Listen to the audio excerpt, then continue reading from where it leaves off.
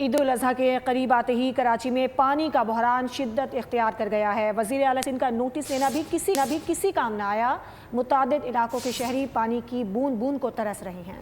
دوسری جانب water tankers mafia نے بھی فی ٹینکر کی قیمت میں 200% اضافہ کر دیا۔ شہری کہتے ہیں عید کے موقع پر ہی پانی کیوں بند کیا جاتا ہے؟ کراچی کو مسائلستان بنا دیا گیا۔ نل میں پانی آتا نہیں، ٹینکرز میں فوراً پہنچ جاتا ہے۔ عید سے قبل شہریوں میں پانی کی شارٹیج کر دی گئی۔ شہری پانی کی بوند بوند کو ترس گئے۔ شہر میں جگہ جگہ پڑے گڑھے تو تھے ہی، اب پانی بھی ناپید ہو گیا۔ شہریوں کا کہنا ہے کہ واٹر کارپوریشن میں موجود کالی بھیڑیں اور واٹر ٹینکر مافیا کے گٹھ جوڑ سے جان بوجھ کر پانی بند کیا جاتا ہے تاکہ ٹینکروں کے ذریعے بیچ کر مال کمایا جا سکے۔ پی آئی بی، گلشن اقبال کے متعدد بلاکس، گلستان جوہر کے مختلف مقامات اور شاہ فیصل کالونی سمیت شہر کے کئی علاقوں میں پانی نہیں آ رہا۔ نارتھ ناظم آباد، نیو کراچی میں بھی 15 دن سے پانی کی فراہمی معطل ہے۔ کورنگی، لانڈی، ابراہیم حیدری میں بھی 5 روز سے پانی کی سپلائی بند ہے۔ ایسے میں واٹر مافیا نے واٹر ٹینکر کی قیمت میں 200% اضافہ کر دیا ہے۔ وزیر اعلیٰ سندھ کے نوٹس لینے کے باوجود کراچی میں پانی کا بحران ختم نہ ہو سکا۔